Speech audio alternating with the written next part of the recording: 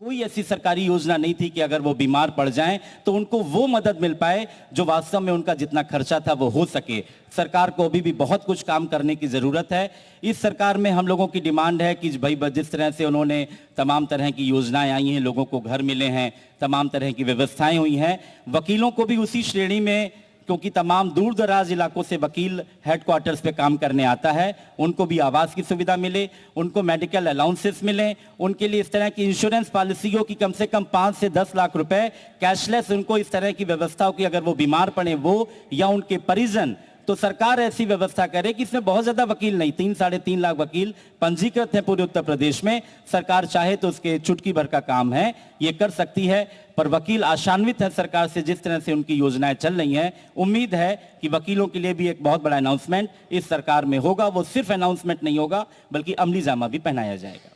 बिल्कुल, ये एक अधिवक्ता के तौर पर आपने जवाब दिया, लेकिन आपने कई सामाजिक कार्य भी किए, उस पर आगे मैं आपसे सवाल जरूर करूंगी, क्योंकि गोपाल टंडन जी भी इस वक्त हमारे साथ हैं, उनसे मेरा सवाल होगा। आप खुद एक व्यापारी हैं, और एक व्यापारी वो होता है जो अपने आज को दांव पर लगाता है हर किसी के बेहतर कल को देखते हुए।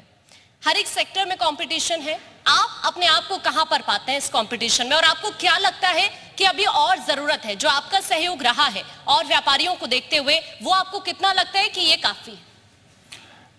देखिए, जिस वर्ग से मैं आता हूं वो वर्ग बहुत ही सहिष्णु होता है।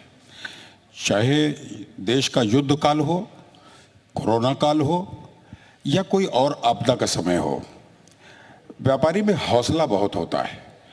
तमाम स्थितियों के, विपरीत स्थितियों के बावजूद वो अपने आप को पुनः खड़ा करने का प्रयास करता है, और जब व्यापारी खड़ा होता है तो देश भी खड़ा हो जाता है। लेकिन कुछ दुर्भाग्य व्यापारियों के साथ में है।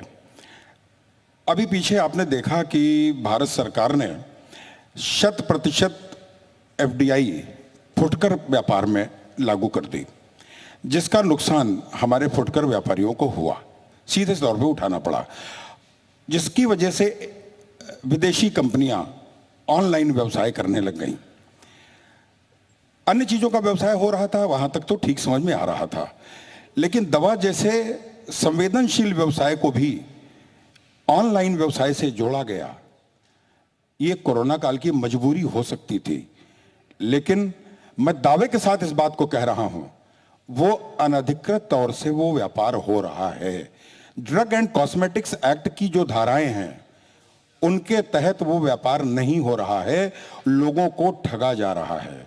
और इस सिलसिले में हमारे राष्ट्रीय नेतृत्व ने भारत सरकार के राष्ट्रीय नेतृत्व से वार्ता की है, और भारत सरकार ने स्वीकार किया है कि दवा जैसी चीज को पूर्ण रूप से ऑनलाइन नहीं वितरित किया जाना चाहिए, जिसको देख करके आप भी समझ रहे होंगे कि बड़े बड़े शहरों में इसके अलग अलग से एक स्टोर्स बनने लग गए हैं। तो इस पर भी भारत सरकार रोक लगाएगी अभी। अब बात आती है कि सीतापुर के परिप्रेक्ष्य में अगर हम देखें तो सीतापुर एक बहुत अच्छा व्यावसायिक क्षेत्र था, लेकिन कुछ दुर्भाग्य हुआ। यहाँ की सीपेजिंग, जो मूंगफली का व्यवसाय यहाँ पर होता था, मूंगफली की मिलें यहाँ चलती थी, वो सीपेजिंग की वजह से यहाँ की क्रॉप खत्म हो गई। फिर भी बहुत समय तक यहाँ के लोगों ने बाहर से मूंगफली मंगाकर और उन तेल मिलों को चलाया, लेकिन चूंकि उसकी लागत बहुत ज़्यादा आ रही थी तो धीरे धीरे करके वो ऑयल मिल्स बंद हो गई।